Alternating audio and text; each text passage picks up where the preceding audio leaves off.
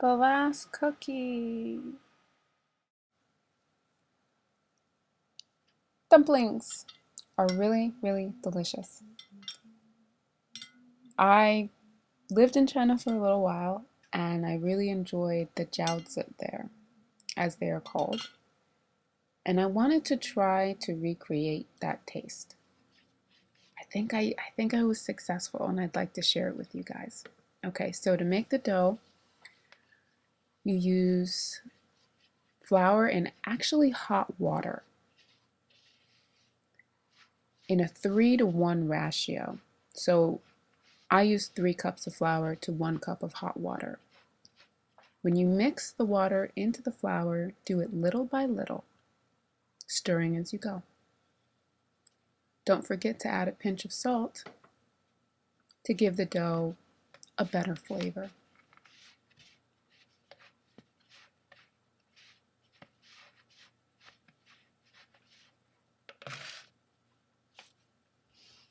Then once everything is well incorporated, you're going to take your work surface and flour it so the dough doesn't stick to the surface. And you're also going to want to put flour in your hands, unless you want to spend 5 minutes at the sink getting the dough off of your hands when you're done.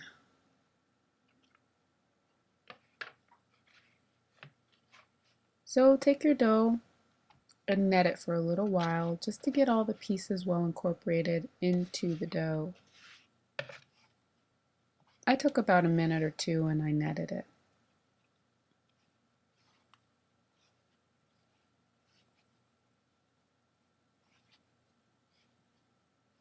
Net?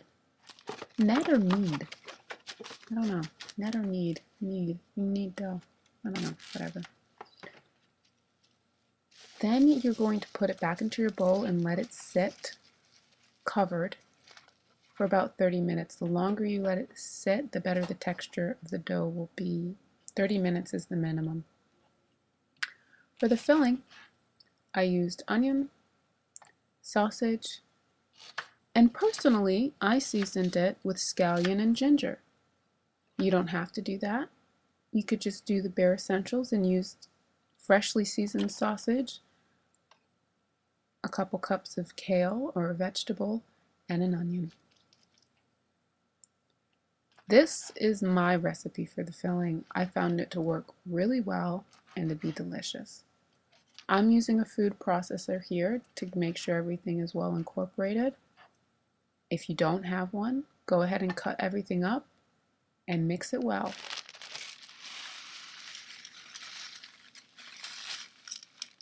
I'm using kale in this recipe and it tastes great. Kale is a difficult vegetable to work with sometimes, and I found in these dumplings that it really did work, and it was delicious. Kale is a superfood, as many people know. It's packed with vitamins and nutrients. I highly recommend using it for these dumplings. It's a great way to make your dumplings just a little bit healthier. This is the result when you're done processing. Everything is very well incorporated. So when you do make your dumplings, your kale and your sausage and your onion is in good proportion to one another. Now, go ahead and take a pot, a fairly deep one at that, add a little salt to it, and put it on your stove on high. We're going to boil these dumplings, and while we form them, the water will be heating up. I add salt to my water. It's a really great trick. It will make your life much more convenient and cooking a lot faster. If you add salt to boiling water, it'll boil quicker. It's a great tip. There's many different ways to form dumplings. I actually found that using a cookie cutter takes longer than doing it this way. Originally, I saw people forming dumplings one by one and I thought, man, that is a waste of time. I'm using a cookie cutter. Nope, this is faster. I don't know why. And it ensures that no dough is wasted as well.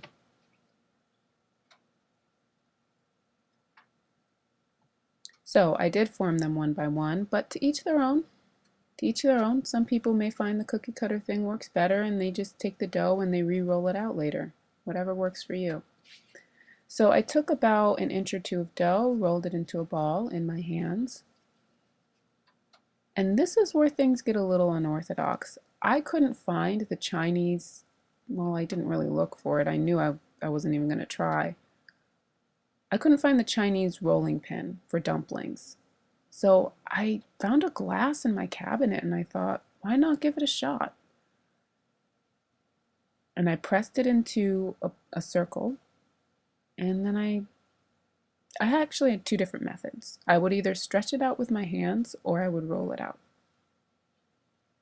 Here I stretched it out with my hands and got it just to the right shape.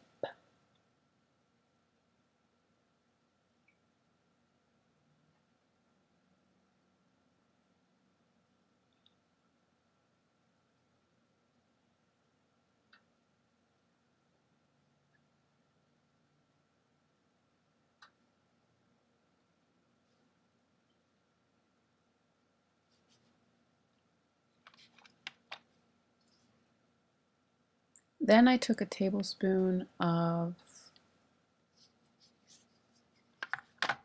the filling and added it to the center of the dumpling dough.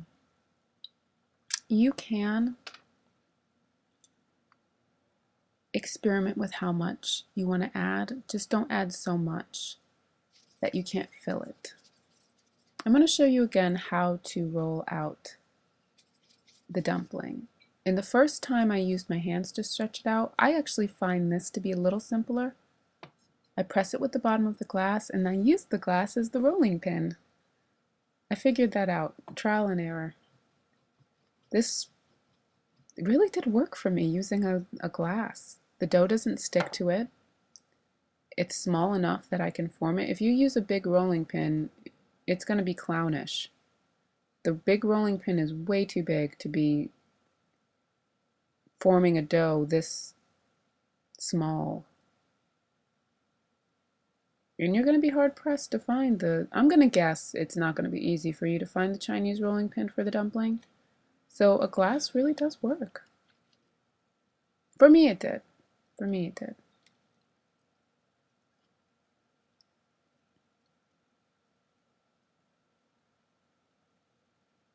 And then again, you add your filling.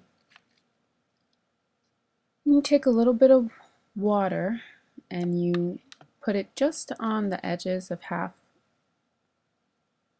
of the dumpling, and the water will help to seal the edges. Press down with your fingers, removing any air that might be in the dumpling, and then you're going to pleat it.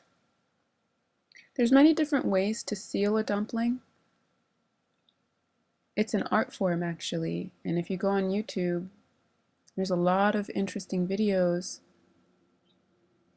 on how to close a dumpling. I do the simple way, I just pleat it. But there's a lot of different methods. Here's a close-up of me pleating the dumpling. I fold over the edge and I seal it with my fingers. When you're done, you get something that looks like a coin purse.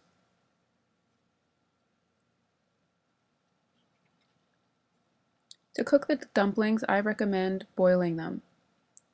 There's different methods out there.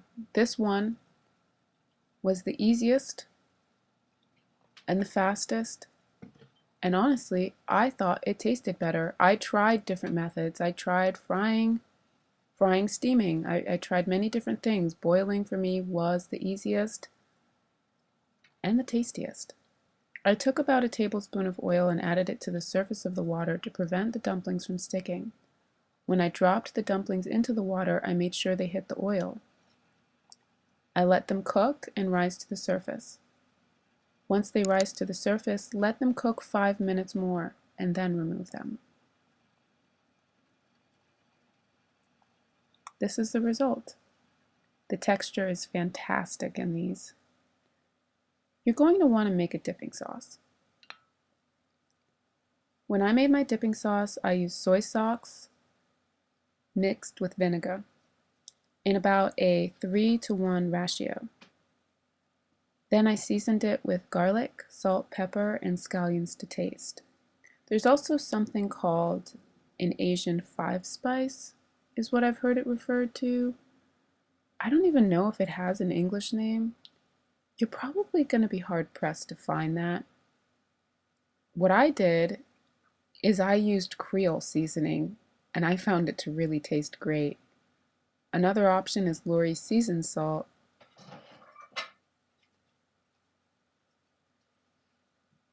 Here's the final result.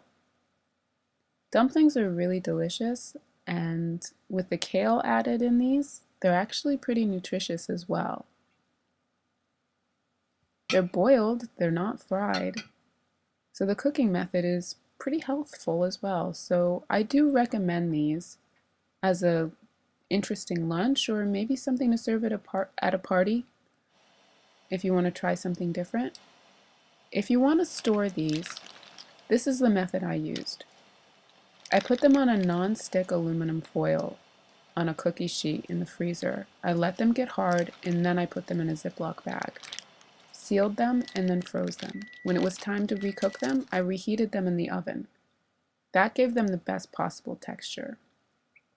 Here's one last shot of the dumplings.